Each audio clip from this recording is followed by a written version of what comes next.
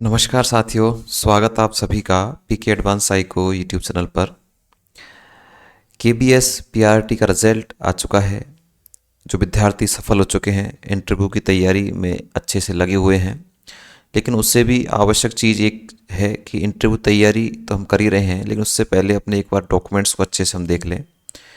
जो आवश्यक डॉक्यूमेंट्स हैं वो कौन कौन से हैं, और ऐसे आवश्यक डॉक्यूमेंट्स जिनके बिना आपका जो इंटरव्यू है या आपका सिलेक्शन है वो रुक सकता है।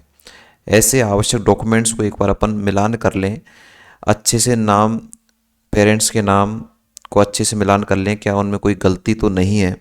इन सारी चीज़ों को एक बार अच्छे से आप देख लें, ताकि आपको एग्ज़ाम जब आप देने जाएं इंटरव्यू, तो आपको कहीं समस्या नहीं आए। इसका मुख्य कारण मैं आपको बता दूं। मुख्य कारण ये है कि इस बार जो आपका जो इंटरव्यू का जो वेन्यू रखा गया है वो आपके शहर से दूर ही रखा गया है। अगर वायदे में ऐसा ना हो कि मान लीजिए कोई डॉक्यूमेंट्स की आपकी पूर्ति उस समय आपकी नहीं हो पाई है, कोई डॉक्यूमेंट्स आपका रह चुका है, कोई गलती उसमें निकल चुकी है, तो उससे पहले हम अवेयर हो जाएं, क्योंकि वहाँ से आप दोबारा आना आपका संभव नहीं है। हालांकि मीडिया इलेक्ट्रॉनिक का ज़माना है, टेक्निकल का ज़माना है, तुरंत सारे काम हो जाते हैं, लेकिन ओरिजिनल डॉक्यूमेंट्स अगर उसमें किसी प्रकार की कोई गलती आपकी निकल गई तो फिर समस्याओं का सामना आपको करना पड़ सकता है। हालांकि कुछ ही ऐसे डॉक्यूमेंट्स हैं जिनके बिना आपका सिलेक्शन को रोका जा सकता है। अन्यथा जो एफिडेविट लगाकर हम बहुत सारे कार्यों को कर भी सकते हैं, लेकिन हम ऐसी गलती नहीं करें। हमारा कॉन्फिडेंस हमारा अच्छा लेवल का रहेगा अगर डॉक्यूमेंट्स हमारे शानदार तरीके से कंप्लीट रहेंगे। तो मैं आपको कुछ आवश्यक डॉक्यूमेंट्स ही बताऊंगा जो आपके लिए बेहद उपयोगी हैं, जिनके बिना आपको समस्याओं का सामना अगर नहीं है तो समस्याओं का सामना आपको करना पड़ सकता है। तो देखिए, चलो देखिए मित्रों, सबसे पहले तो कई विद्यार्थियों के प्रश्न है कि सर हमारा इंटरव्यू कॉल ही नहीं आया है, इंटरव्यू लेटर अभी नहीं आया है। तो अभी 2-3 दिन में आपका इंटरव्यू का जो शेड्यूल है वो आपको डाल दिया, शेड्यूल तो डाल ही रखा है। इंटरव्यू जो लेटर है आपका पर्सनली वो भी आपके पास 2-3 दिन में आपको मिल जाएगा, दशहरे के आसपास आपको मिल जाएगा।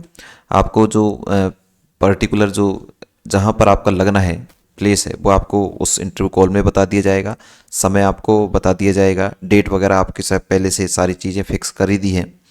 लेकिन आपको जो जगह है वो आपको उस इंटरव्यू कॉल में जल्दी से पता चल जाएगा, और उस इंटरव्यू कॉल में ही आपको ये पता चलेगा कि आपको कौन कौन से आपको जो आवश्यक डॉक्यूमेंट्स हैं वो आपको तैयार कर लेने हैं। लेकिन फिर भी जो पुराना जो एक्सपीरियंस है उसके आधार पर मैं आपको बता देता हूँ आपको कौन कौन से डॉक्यूमेंट्स तो रेडी करनी है, क्योंकि इससे पहले भी जो इंटरव्यू हैं उनमें ये सारी चीज़ें मांगी हैं, तो आपको एक बार उनको अच्छे से देख लेना है। देखिए, एक तो सिंपल सी बात है, आपको टेंथ से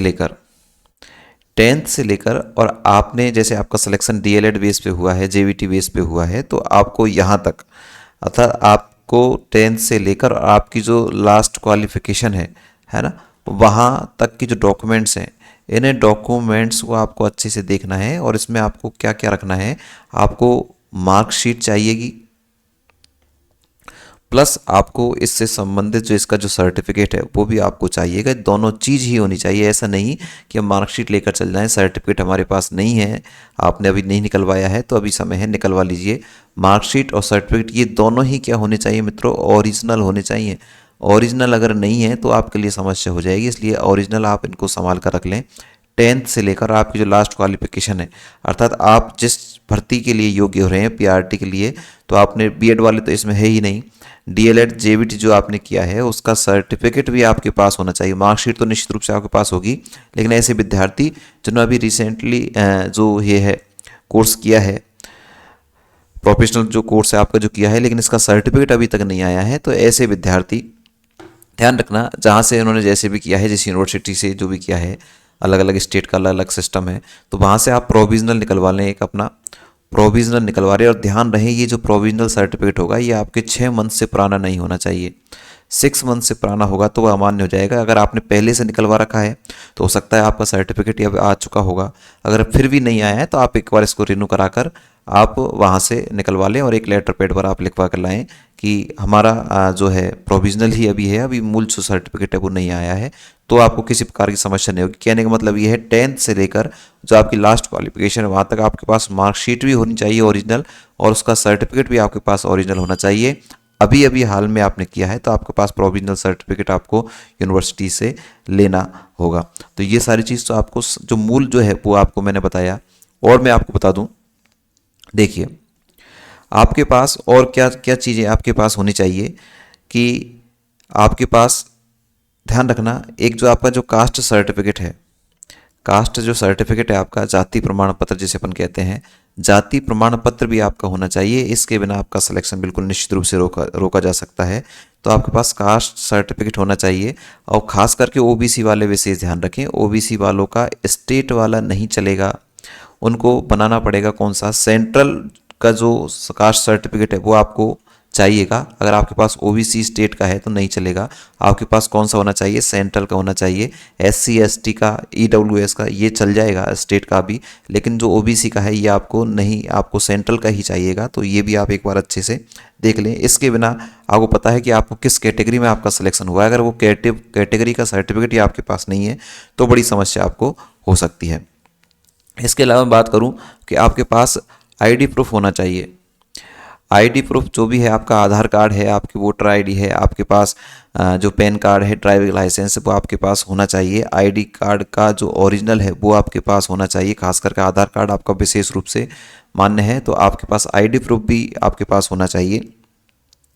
इसके अलावा और भी कुछ चीज़ें हैं जो स्पेशली आपको चाहिए। एक आपके पास बायोडाटा आपका होना चाहिए। बायोडाटा है ये आपको ध्यान रखना, केवीएस की जो मूल जो साइट है वहाँ से आपको डाउनलोड करना है इस बायोडाटा को।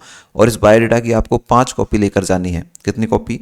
5 कॉपी इस बायोडाटा की आपको लेकर जानी है। ये बायोडाटा का परफॉर्मा आपको केवीएस के वहाँ से ही मिलेगा।